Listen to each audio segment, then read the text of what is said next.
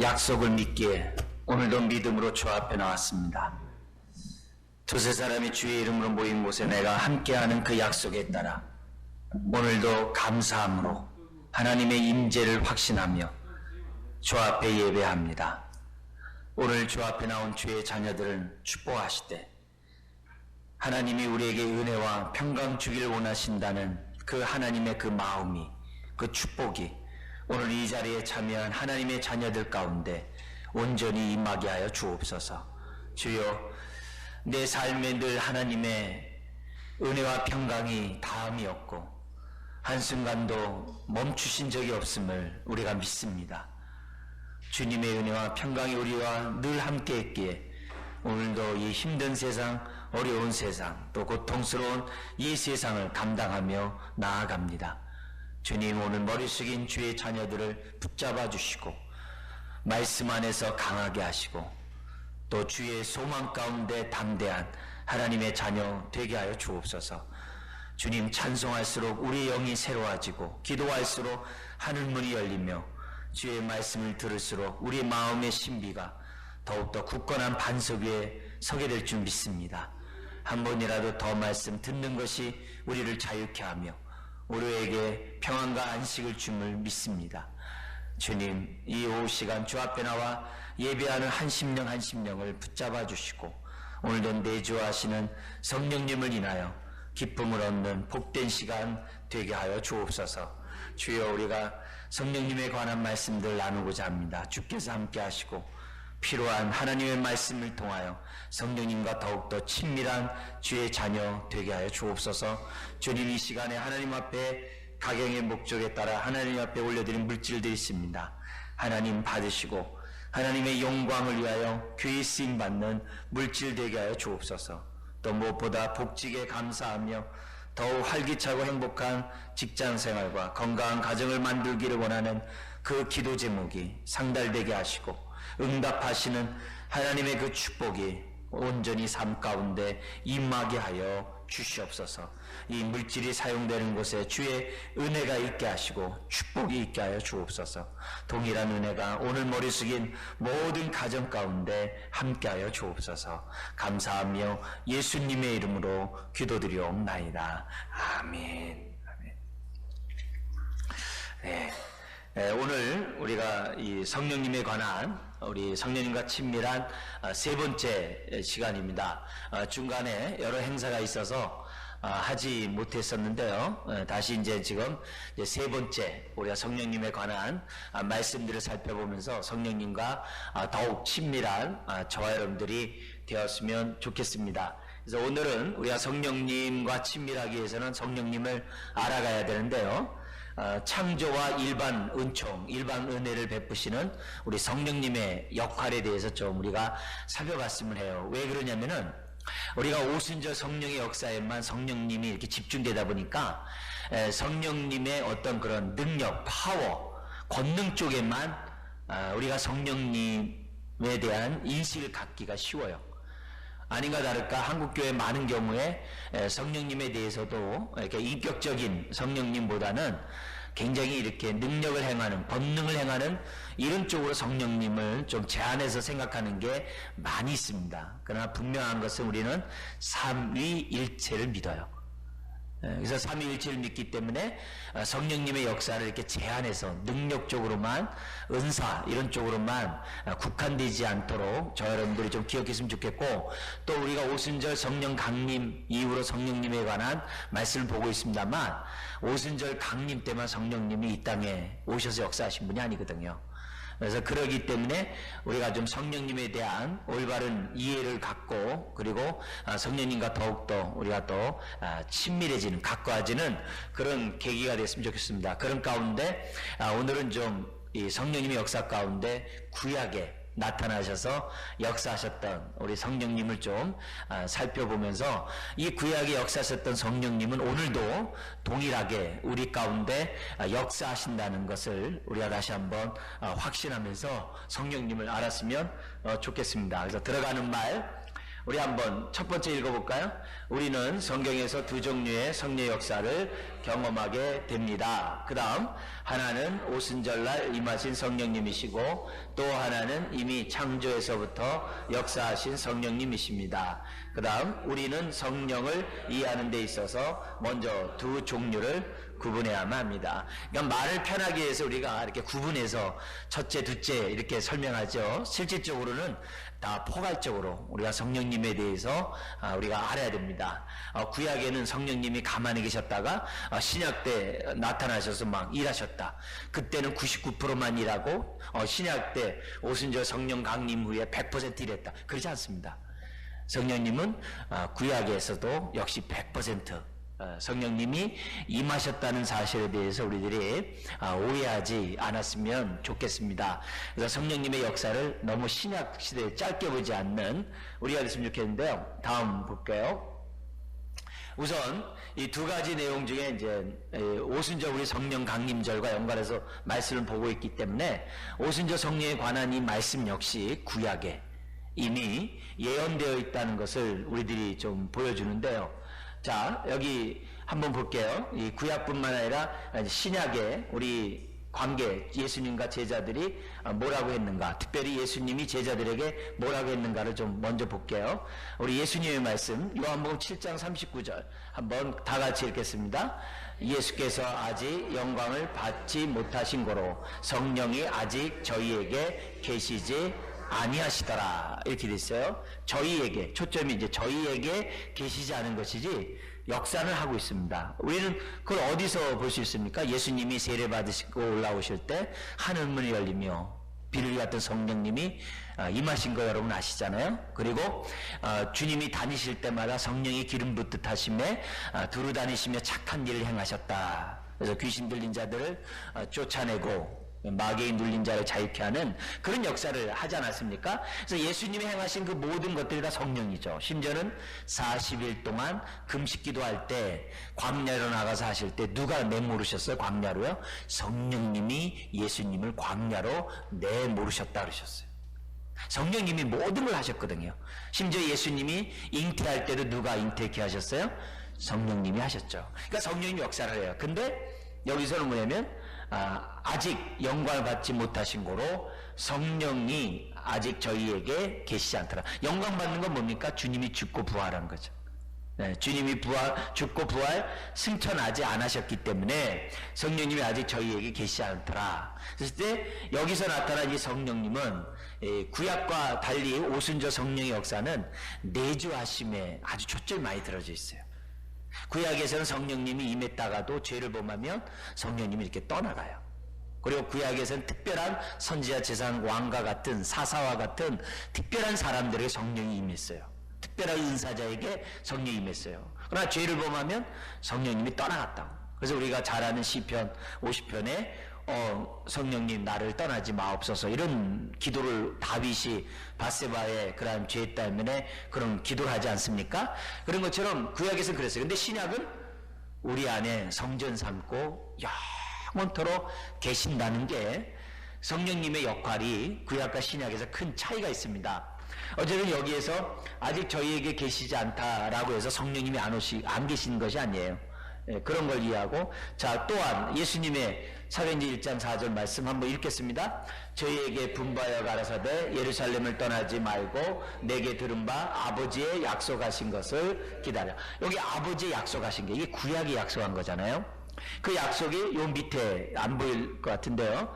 구약의 요한일서 2장 28절 그리고 에스겔 32장 26절에서 27절 이런 구약의 예언의 말씀을 그동안 많이 봤는데요.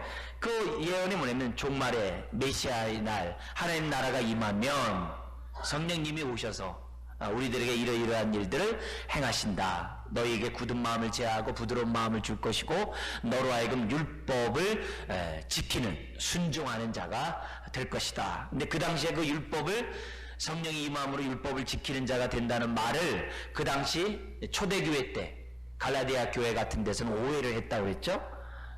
봐라, 성령 받았느냐? 그러면 율법을 지킨다고 했잖아. 근데 너희들은 왜 율법을 지키지 않고 왜 율법에서 떠나 있느냐? 너희들이 정말 성령 받았다면은 그 에스겔 선지자 예언한 것처럼 율법을 지켜라. 너희를 할례 받아야 되고 너희를 청결 의식을 해야 되고 율법의 조항들을 지켜야 된다. 이렇게 나온 거예요. 근데 거기에 대해서 이제 바울이 너희가 어떻게 성령으로 시작했다가 육체로 마치려 하느냐.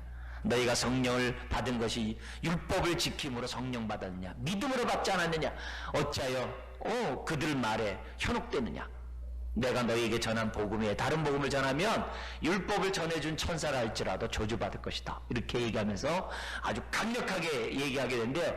그런 오해를 준 그런 메시지였어요. 근데 그때 성령이 임하면 율법을 지킨다는 그게 이제 그리스도의 법이죠.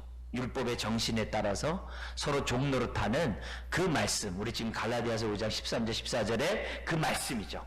그래서 우리가 율법을 지키더라도 눈 가리고 아웅 안 해요. 우리가 자원함으로, 그리고 어떻게 돼요?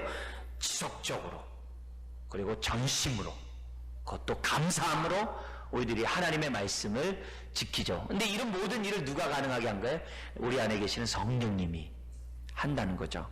그죠? 그렇게. 그래서 성경의 원래 정신에 따라서 살아가도록 하게 하시는 분이 바로 이 성령님이에요. 근데 성령님이 떠나는 가운데 율법을 지키면 바리새인과 서기관과 되는 거예요. 외식하게 되고 형식적이 되고 속은 하나님부터 멀면서 겉으로는 안 그런 척. 왜요? 성령이 없기 때문에. 어쨌든 여기서 약속하신 것은 요에서나 에스겔 또 이사야에도 예언되어 있던 말씀이죠. 자, 그 다음에 사도행전 1장 8절 한번 볼게요. 시작. 오직 성령이 너희에게 임하시면 너희가 권능을 받고 예루살렘과 온 유대와 사마리아와 땅끝까지 이르러 내 증인이 되리라 하시니라.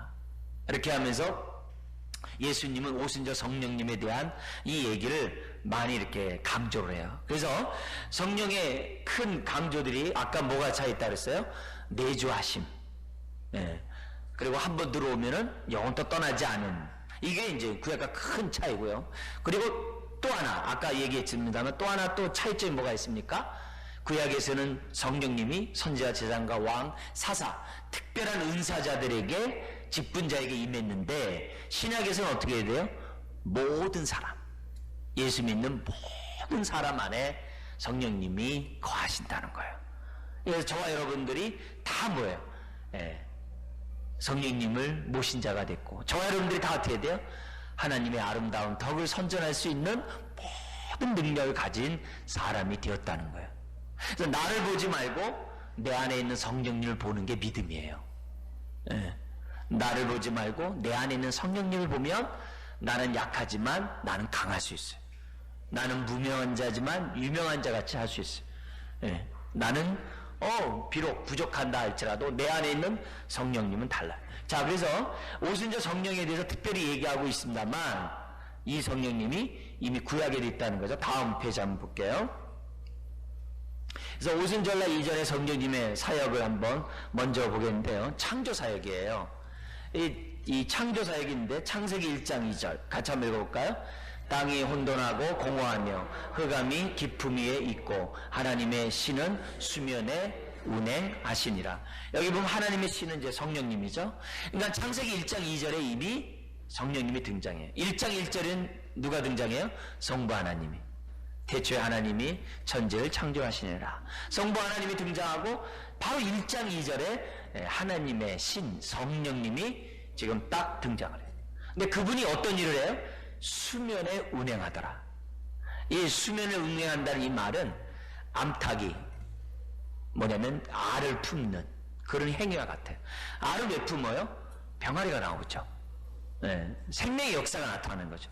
여기서 수면에 운행한다는 얘기는 지금 뭐예요? 창조 역사를 성령님이 하고 있다는 거예요. 아니 그러면 말씀으로 세상이 지어진 줄 아느니라 했는데 예수님이 이 세상을 말씀으로 창조한 걸로 알고 있는데 또 갑자기 또 성령님이 등장하니까 혼돈스러울 수 있겠습니다만 우리는 뭘 믿어요? 삼위일체 하나님을 믿거든요. 성부가 있는 곳에 성령 하나님이 계시고 또 성자 하나님이 계세요. 성자 하나님이 계신 곳에 성부와 성령 하나님이 계세요. 성령님이 계신 곳에도 성부와 성자 하나님이 여전히 함께 하신다는 것을 우리들은 항상 기억하고 있어야 됩니다. 그래서 그 밑에 한번 읽어볼까요? 성부 하나님께서 아들을 통하여 성령에 의해서 모든 것을 창조하셨습니다. 네, 그죠? 그러면 우리가 만물을 새롭게 하리라. 이제 훗날 주님이 재림과 함께 만물을 새롭게 할 때도 누가 하시겠어요? 당연히 성령님을 통해 하시겠죠. 근데 주님의 재림과 함께 만물을 새롭게 하시면 완성되는데, 이 완성되는 그것이 만물을 새롭게 하는 건 언제부터 출발하는 거예요? 오순절 성령의 역사 때에서부터 출발하는 거죠. 그래서 지금 허물과 죄로 죽었던 우리들에게 성령님이 운행하심으로 우리가 어떻게 되는 거예요? 살아난 거죠. 허물과 죄로 죽었던 우리가 살아났느니라. 우리와 하여금 다시 살리신 그 창조 역사가, 생명의 새 창조 역사가 누굴 통해서 이루어진 거예요? 성령님을 통해서 이루어지죠. 회개, 성령님이 없으면 회개 못해요. 믿음, 성령님이 없으면 믿음 못 가져요. 우리가 행하는 그 모든 것들이 성령님의 역사 속에서 이루어졌다는 거죠. 그래서 여러분 혹시 하나님 앞에 감사기도 하면서 성령님께, 하나님 나로 하여금 정말 허물과 죄로 죽었던 내가 성령으로 정말 거듭나고 나로 하여금 새롭게 되게 하심을 감사합니다 라고 하면서 성령님께 감사해 본 적이 없으시면 좀 이 시간 속으로라도 좀 감사해 보세요. 감사하지 않았다면 이 시간 감사해 보세요. 성령님 감사합니다. 나로 하여금 회개하고 믿게 하시다니 감사합니다. 허물과 죽었던, 죄로 죽었던 나를 다시 살리시니 감사합니다. 할렐루야. 그래서 성령님께 감사하고, 왜? 감사가 인정하는 거잖아요. 그래서 우리가 감사할수록 성령님과 그만큼 친밀해져요. 그래서 하나님은 성령님을 통해서 어떻게든 모든 것들을 이제 창조하셨다고 말씀하고 있습니다. 그 다음 우리 한번 볼게요. 이 창조뿐만 아니라 세상을 보존하는 것, 세상을 보존하는 사역 역시 성령님이 하세요. 히브리서 1장 1절에서부터 3절에 보면은 예수님이 만물을 창조하고 만물을 보존한다 그랬어요. 근데 여기서 성경에서 보면은 성령님이 또 만물을 창조하고 보존한다 그래요. 왜요? 삼일체 하나님이시니까. 자, 그래서 여기 보면 이사야 40장 7절 읽겠습니다. 푸른 마르고 꽃은 시듬은 여호와의 기운이 그 위에 불미라. 이 백성은 실로 풀이로다. 그 다음 말씀 시편 104편 우리 한번 읽겠습니다. 만약 주께서 창조로부터 자신을 숨기거나 성령의 영을 취하시며 모든 것들이 떨고 떨어지기 시작하며 또한 죽어 멸하게 될 것이라는 점을 지적합니다. 그 밑에 한번 읽어보겠어요. 또한 주님의 영을 다시 보내사 그 모든 것들을 새롭게 하신다고 진술하십니다. 그래서 우리가 창조한 다음에 내버려 둬버리면 모든 것이 유지가 안 되게 됐죠. 창조한 그것을 갖다가 하나님 뜻대로 보존하고 유지하게 하시는 그분 또한 성령님이 역사예요. 우리도 마찬가지예요. 구원받은 저와 여러분들을 성령님이 보존하지 않으면 이 자리에 올 수가 없죠. 계속 성령님의 인도와 돌봄이 있기 때문에 오늘 우리들이 이런 것들을 이제 경험한다라고 말씀하고 있어요. 자, 다음 볼게요. 그 다음에 이 세 번째는 뭐냐면 성령님이 일반 은총, 일반 은혜에 대해서도 이 성령님이 간섭하세요. 이게 굉장히 이제 중요한 부분입니다. 그래서 좀 여러 부분을, 좀 많은 부분을 좀 설명할 텐데요. 굉장히 중요한 이런 부분이에요. 첫 번째는 뭐냐면 같이 한번 읽겠습니다. 일반 은혜란 하나님께서 자신이 기뻐하신 뜻대로 차별 없이 모든 남녀에게 자신의 백성들뿐만 아니라 모든 사람에게 주시는 일반적인 복들을 말합니다. 그래서 태양을 악인과 의인에게 동일하게 비춰요. 비를 악인과 의인에게 동일하게 비춰요. 365일 악인과 의인에게 동일하게 비춰요. 이게 다 뭐냐면 일반 은총이라고 그래요. 예. 사람들로 하여금 하나님의 창조물 가운데, 이 창조된 이 세계 가운데 행복하게 살아가도록 하나님이 은혜를 베풀어 주셨어요. 그래서 예수 안에서만 우리가 행복이 있는 게 아니라 예수 바깥에 이 만물 가운데서도 행복을 하나님 맛보게 했어요. 왜요? 그런 행복을 통해서 예수 안에서 있는 그 한 행복을, 참된 행복을 맛보도록 오라고 우리 하나님께서는 그러한 은혜들을, 일반 은혜들을 주셨어요. 그래서 일반 은혜 없이 특별 은혜 없어요. 구원의 은혜가 없어요. 그래서 그런 의미에서 이 일반 은혜 역시 성령님의 역사예요. 자칫 잘못하면 우린 성령님은 우리의 구원을 베푸시는 영이기 때문에 특별 은총에만 성령님이 역사하는 것으로 생각하기 쉬워요. 그게 아니라 일반 은총 가운데서도 하나님이 어떻게 돼요? 성령님을 통해서 은혜를 베푸세요. 성령님은 지금도 모든 믿는 자나 믿지 않는 자에게 다 동일하게 하나님의 은혜를 베풀어 주세요. 은사도 마찬가지야. 은사, 예수 믿는 사람에게만 은사 주지 않고 믿지 않은 사람에게도 다 은사를 주세요. 다 주세요. 그래서 균등하게 사람들이 살아가도록 차별 없이 하나님이 은혜를 베푸신 것이 일반 은총이에요. 그걸 누가 하시느냐? 이제 성령님이 그 역할을 또한 한다는 거예요. 자, 그뿐만이 아니라 두 번째 보면 뭐가 있냐면 또한 죄가 억제되도록 도덕적인 영향력을 발휘하시고 이렇게 됐어요.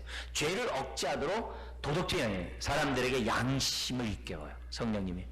그래서 양심의 법 따라, 이 양심에 따라서 사람들이 부끄러움 없이 살도록 성령님이 계속 사람들의 마음을 이끌어요. 이 세상에서도 뭐냐면 이 도덕이 있고 윤리가 있어요. 그런 일들을 행하시는 분이 성령님이시라고 말씀하고 있어요. 그뿐만이 아닙니다. 그 밑에 한번 같이 읽어볼까요? 사회적인 삶이 유지되도록 질서를 주시며 시민의 의를 향상시키는 사역을 해요. 뭐 예를 들면 공공의 선을 위해서 국가가 있고 사회가 있고 여러 기관들이 있어요. 또 시민사회 운동들도 다 어디 역할에 속하냐면 성령님의 일반 은총 가운데 이루어진다는 거죠. 그래서 우리가 기독교인들만 이 사회에 선을 행하는 의견을 내는 게 아니에요. 우리가 기독교 아닌 사람들도 동일한 의를 내내고 선을 얘기하고 공의를 논하고 있는 것을 보게 됩니다. 근데 이런 일들을 주관하시는 분이 누구냐면 성령님이시라는 거죠. 성령님이시라는 거죠. 그래서 가끔 저거 있어요. 우리 다음 2페이지 보면 문화도 일반 은혜라고 했는데 이 뭐 연말 시상이나 이 연예인들이 이제 시상한 다음에 모든 영광 하나님께 할렐루야 이렇게 하면 뭐 듣기 좋잖아요. 네, 듣기 좋잖아요. 근데 다른 것보다도 그 사람이 자신의 달란트가 일반 은총 가운데 하나님이 자기에게 부어줬다는 그 사실을 깨닫는 그게 귀한 거죠. 네. 사람들 앞에 고백한 것도 귀하지만 자기의 이런 달란트, 이런 은사가 성령님을 통해서 왔다고 하는 것을 하나님과 사람 앞에서 고백하는 그런 태도가 얼마나 이렇게 아름답고 또 복된지 모릅니다. 그래서 이왕이면 그런 사람, 그러다 보니까 또 어떤 다른 종교 갖고 있는 분이 또 난 누구 덕분에 이렇게 돼서 감사합니다 이렇게 해가지고 한때 시상식에서 보니까 무슨 뭐 이렇게 마치 종교 전쟁하는 그런 느낌을 갖는 적이 제가 본 적이 있는데요. 어쨌든 우리가 기본적으로 우리가 갖고 있는 기본 생각은 이 문화도 일반 은총, 일반 은혜라는 사실을 우리가 기억해야 됩니다. 한번 읽어볼까요? 구속적인 것은 아니지만 사람들을 향상시키고 삶을 더욱 풍요롭게 합니다. 불신자들도 아름다운 문화, 또 문학도 있고 예술도 있고 많은 일들을 함으로써 행복을 이렇게 추구하고 있는 것을 이제 보게 됩니다. 근데 문제는 뭐냐면 이 문화가 잘못된 것은 문화 자체보다도 그것들을 사람들이 숭배하기 때문이고, 왜냐면 문화를 통해서 하나님께 영광 돌리면 감사한데 그냥 문화 그 자체를 숭배하는 것이 문제이고, 또 그런 작품들이 있게 하신 하나님보다 그것을 만들어낸 그 사람들을 숭배하기 때문에 문제가 된다는 거죠. 그러나 우리가 기독교인으로서 우리가 알아야 될 것은 뭐냐면 문화를 통해서 하나님을 찬양하고 문화를 통해서 하나님 베푸신 이 일반 은총을 노래하는 것은 필요하다는 거죠. 자, 이 시점에서 시편 19편을 한번 보겠습니다. 시편 19편을 보면 하나님이 이 세상을 사랑하셔서 은혜를 베푸시는데 두 가지 은혜를 베푸신다는 거예요.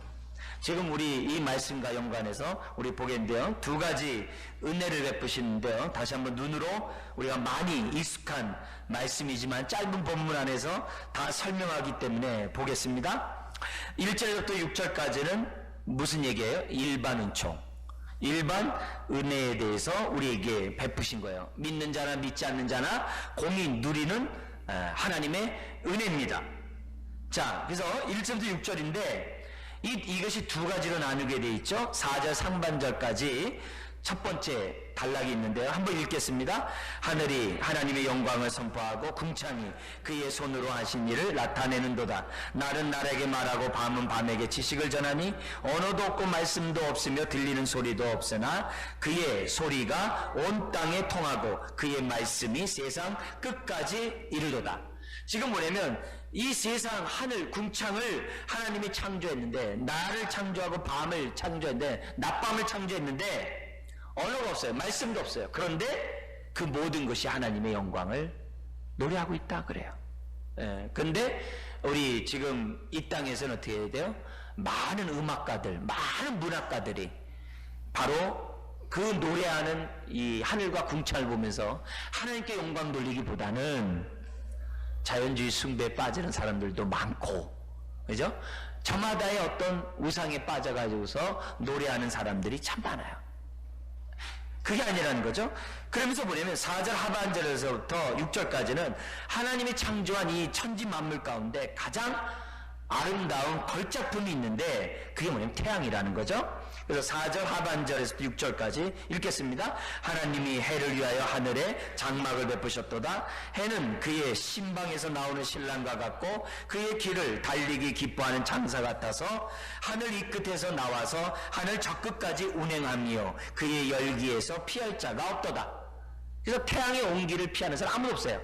태양의 온기를 다 좋아하지 더 쬐려고 하지 싫어하는 사람 없어요. 우리 요즘에 이렇게 보면 이제 비타민 D에 대한 우리 효과에 대한 얘기 많이 하잖아요. 그죠? 더구나 우리 교회가 지하에 있다 보니까 햇빛 쬐야 됩니다 이런 얘기를 많이 하는 것 같아요. 그죠? 얼마 전에 그런 TV에서 본 내용 보니까 뭐 정확한 어떤 뭐 많은 논란이 정말 연구가 더 있어야 되겠습니다만 어쨌든 미국에 나타난 통계인데 암 환자들의 많은 사람들의 그 특징이 비타민 D의 수치가 낮대요. 그 가운데 이 비타민 D가 아주 적은 층이 뭐냐면 젊은 층이랍니다. 20, 30대. 왜냐면 하도 화장을 하고 선블락을 이렇게 많이 발랐기 때문에 비타민 D가 제일 20, 30대가 부족하다는 그런 걸 봤어요. 그러니까 그만큼 비타민 D가 많이 필요한데 우리 음식으로 해결하지 못하면 바깥에서 잘 이렇게 선탠하는 것도 이렇게 우리에게 좀 이제 필요한 것 같아요. 어쨌든 그만큼 태양의 온기를 싫어하는 사람 아무도 없어요. 오히려 태양의 온기를 좋아하잖아요. 근데 그 온기를 보면서 내가 얼마나 성령 하나님께 감사하네게, 얼마나 감사하네게, 성령이 얼마나 감사합니까? 하나님 나에게 이런 태양의 온기를 쥘 수 있도록 은혜 주시니 감사합니다. 이게 뭐냐면 일반 은총을 통해서 나타난 하나님의 은혜예요. 근데 반면에 7절부터 이 9절까지는 뭐냐면 특별 은총이 나오죠. 이 특별 은총이 뭡니까? 오늘 하나님의 말씀, 토라, 율법이죠. 그래서 율법의 기능이 6가지가 나오고 있는데요. 제가 앞부분 읽으면 여러분 뒷부분 읽으세요. 여호와의 율법은 완전하여 영혼을 소성시키며 여호와의 증거는 확실하여 우둔한 자를 지혜롭게 하며 여호와의 교훈은 정직하여 마음을 기쁘게 하고 여호와의 계명은 순결하여 눈을 밝게 하시도다. 여호와를 경외하는 도는 정결하여 영혼까지 이르고 여호와의 법도 진실하여 다 의로우니. 그렇죠? 이 율법을 주신 그 자체가 특별 은총이죠. 근데 그것을 우리가 깨닫는다? 성령님의 특별한 은혜이죠. 자, 그렇기 때문에 우리는 이 말씀을 어떻게 해야 된다고 그래요? 우리 10절 읽겠습니다. 금 곧 많은 순금보다 더 사모할 것이며 꿀과 송이꿀보다 더 달도다. 그러니까 우리가 성령님과 친밀하려고 하면 하나님의 말씀에 대해서 아주 달게 받아야 돼.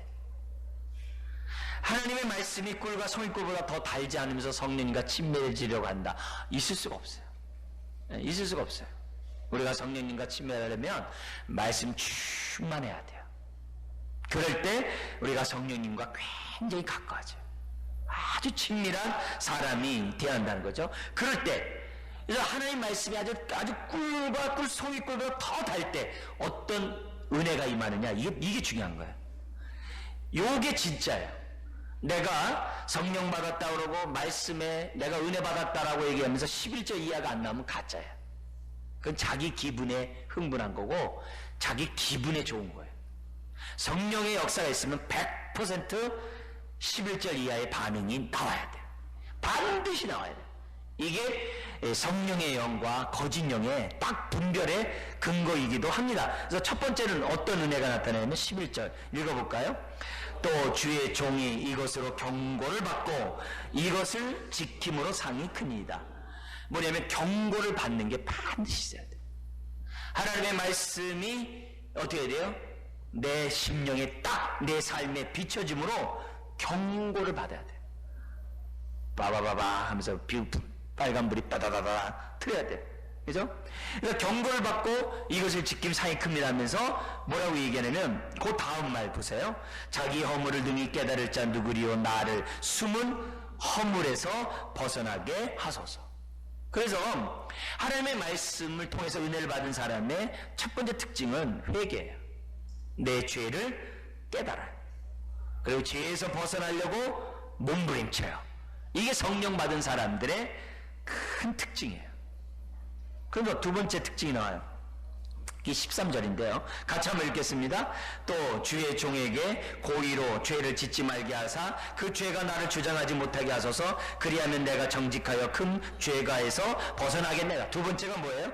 고의로 죄를 짓는 일이 없어요. 자범죄, 고범죄가 없어요.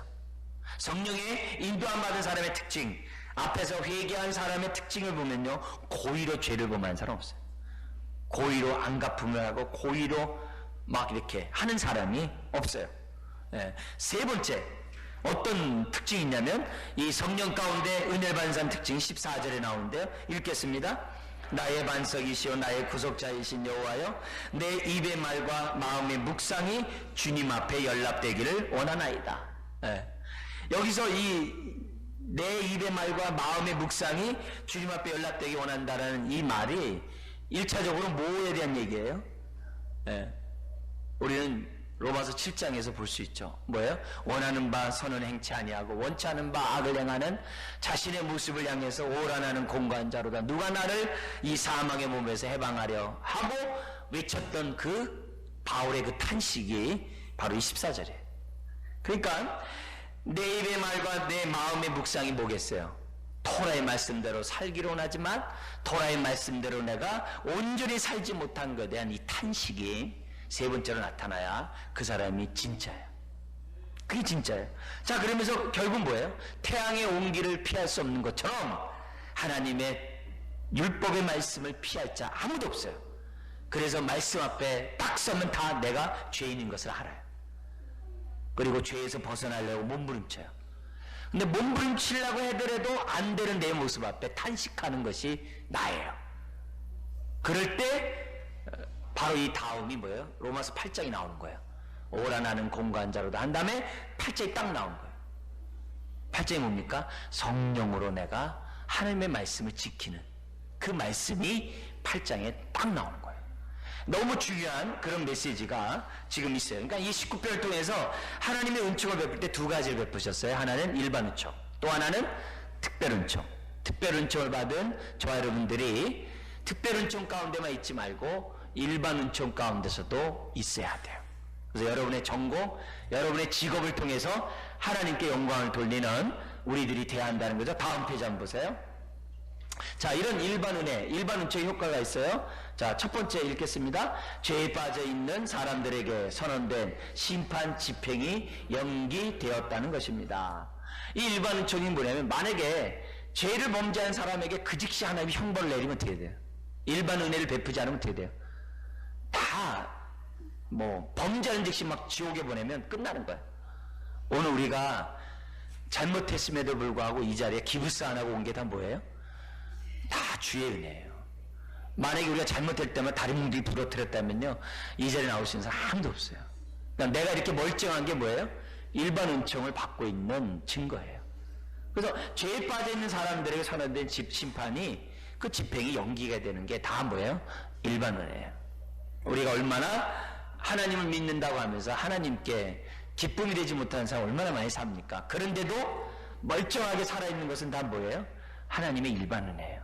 일반 은혜. 자, 로마서 2장 4절 시작. 혹 내가 하나님의 인자하심이 너를 인도하여 회개케 하심을 알지 못하여 그의 인자하심과 용납하심과 같이 참으심의 풍성함을 멸시하느뇨. 그래서 함부로 남을 정죄하고 판단하고 함부로 남에게 고통을 주는 이런 행동에 대해서 우리 하나님이 따끔하게 얘기하는 거죠. 그 다음에 베드로서 3장 9절 한 번 더 읽어볼까요? 주의 약속은 어떤 이에 더디다고 생각하는 것 같이 더딘 것이 아니라 오직 너희를 대하여 오래 참으사 아무도 멸망치 않고 다 회개하기에 이르기를 원하시니라. 왜 주님이 심판을 지어내요? 한 영혼이라도 구원시키려고. 그죠? 한 영혼이라도 하나님이 축복하려고 베푸신다는 거죠. 다음 페이지 한번 봐요.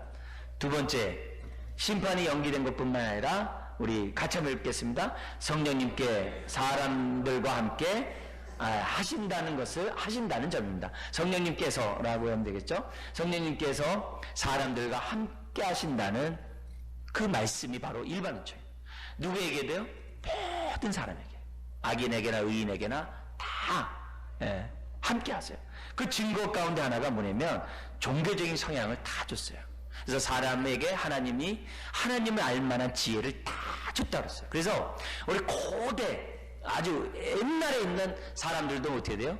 사람을 묻을 때 동쪽을 보고 묻게 한다든지, 사람들이 어떻게 돼요? 종교적인 성향을 가지고서 뭐 우상을 숭배한다든지 이런 일들이 다 있어요. 왜요? 그들 마음속에 하나님을 알만한 지식을 다 주셨거든요. 그래서 성령님은 사람 마음에 종교적인 성향을 갖게 하시고 이것을 하나님께서 죄를 억제하시며 경계선을 유지하도록 하는 방법들 중에 하나예요. 이 하나님이 다 일반 은총이죠. 자, 그 다음에 로마서 2장 14절에 보면 율법 없는 이방인이 본성으로 율법의 일을 행할 때에는 이 사람은 율법이 없어도 자기가 자기에게 율법이 되나요? 왜냐면 불신자들에게는, 유대인들에게는 율법을 주셨고 불신자들에게는 양심의 법을 줬거든요. 그래서 그 양심의 법에 따라서 하는 거죠. 우리 제일 많이 하잖아요. 뭐 선생님 세종대왕 구원받았어요 안 받았어요? 이 얘기 제일 많이 하잖아요. 그죠? 그때마다 아주 난감하죠. 그죠? 영생 얻었다고 하는데 도대체 영생이 어디 있어요? 뇌에 있어요? 심장에 있어요? 영혼에 있어요? 뭐가 어디 있어요? 막 이렇게 존재론적으로 막 물을 때 이제 막 헷갈리는 일들이 참 많잖아요. 그죠? 근데 우리가 이 분명하게 말씀 2장 14절에 있는 것처럼 뭐냐면 만약에 강감찬 장군이 양심에 따라 한 점 부끄러움이 없다면 당연히 구원받겠죠. 왜냐하면 행위의 언약이 아직 남아있거든요. 창세기에 있는 행위 언약 있잖아요. 그죠? 선악과를 따먹지 말라고 하는 행위 언약이 아직 남아있거든요. 우리에게 특별 은혜, 은총만 우리가 약속이 남아있는 게 아니라 예수를 믿어야 구원받는다는 그 외에도 행위 언약이 있어요. 근데 문제는 뭐냐면 그 행위가 하나님 앞에서 검증을 받아야 하는 거죠. 검증을 받아야 되는 거죠. 그래서 이 행위 언약에 따라서 살면요, 무슬림과 같이 참 불안해요. 무슬림들은요, 구원이 알라에게 딱 정해져 있다는 거예요. 그래서 내가 열심히 살아도 알라가 노 하면 끝난다는 거예요. 그러니까 얼마나 불안하겠어요.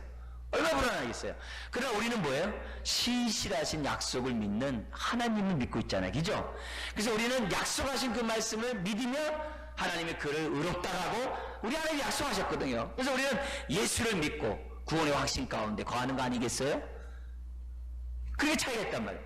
그래서 우리가 행위 언약이 아직 살아있기 때문에 그 양심의 부끄러움 없이 정말 우리 윤동주 시인처럼 정말 산다고 한다면, 그 소망처럼 산다고 한다면 당연히 하나님 앞에 떳떳이 쓰겠죠. 쓰겠죠. 우리가 그렇게 얘기하는 거죠. 제일 슬픈 게 뭐냐면은, 말 조심해야 될 게 뭐냐면, 자기 어린아이가 죽었을 때 묻는 거죠. 우리 아이가 천국 갔을까요? 그렇게 질문했을 때 예수 안 믿으면 못 가지, 뭐 이런 식으로 얘기해버리면 정말 지각 없는 사람이고 성령 없는 사람의 말이겠죠. 그렇게 얘기하면 안 되겠죠. 그죠? 그래서 그런 부분에서 우리들이 모든 부분들에서, 근데 우리가 분명히 알을 것은 뭐냐면 하나님은 공의의 하나님이세요. 이 말은 어떤 심판을 딱 했을 때 사람들이 달게 받게 돼 있어요. 달게 받게, 억울한 게 없어요. 그게 공의예요. 하나님의 공의예요.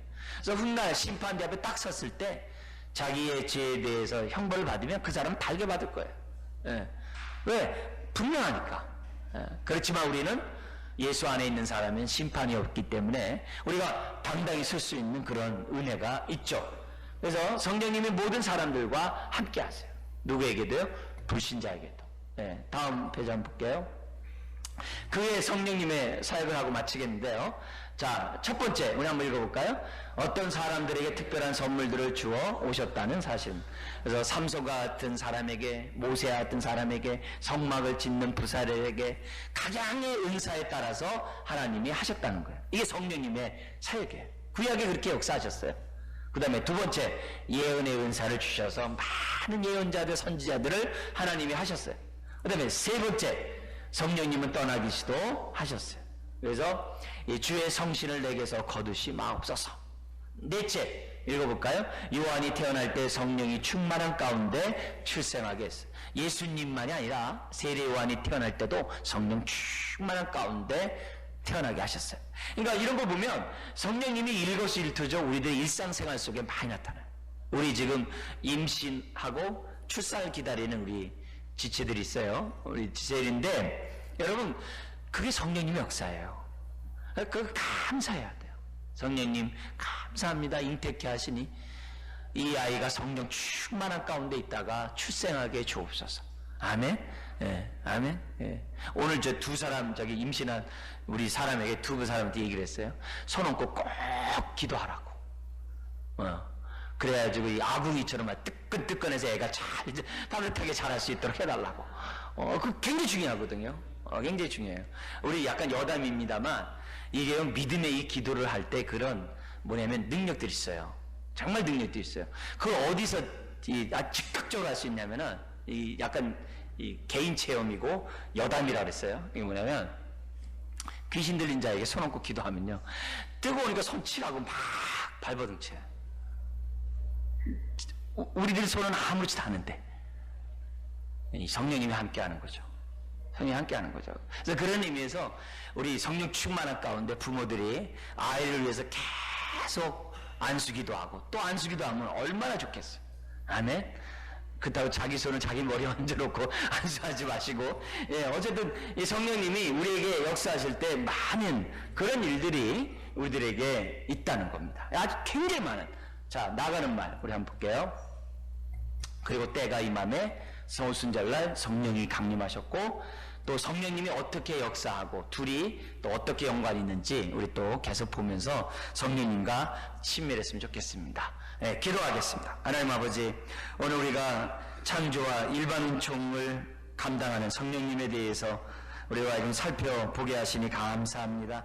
우리가 창조와 하나님의 섭리 또 일반 은총들을 우리가 잘 헤아려서 성령님의 역사가 얼마나 모든 이 세상 가운데 충만한지를 우리로 하여금 보게 하시고 무엇보다 우리의 일상생활 속에서 성령님을 느끼게 하여 주옵소서. 모든 영역에서 성령님의 역사를 우리가 체험하게 하여 주시옵소서. 그리고 무엇보다도 우리가 그 성령님께 감사하고 정말 인정하고 성령님께 영광 돌리는 주의 자녀들 다 되게 하여 주옵소서. 예수님의 이름으로 기도드리옵나이다. 아멘.